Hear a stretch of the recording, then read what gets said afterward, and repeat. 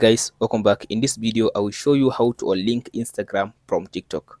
First of all, to disconnect your Instagram with TikTok or to remove Instagram link from TikTok, all you have to do now, after you open up your TikTok like this, as you can see now tap on your profile at the bottom right side. After you open up your profile, as you can see now, here is now my Instagram link. As you can see now, here is it now. Here is my Instagram link. So if I want to just disconnect it, or if I want to remove the Instagram link, tap on this edit profile section.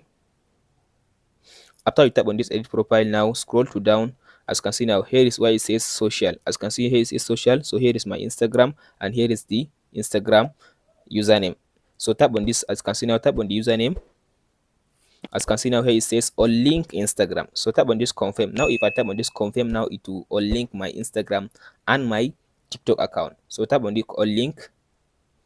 So as you can see now, I remove now the Instagram link. If I tap on this back arrow, so as you can see now, if I refresh now, as you can see now the Instagram link has disappeared. It only leave the YouTube link. That's it, guys. Hope this video helps you out. Don't forget to like and subscribe. Thank you for watching, guys. We'll meet in the next video.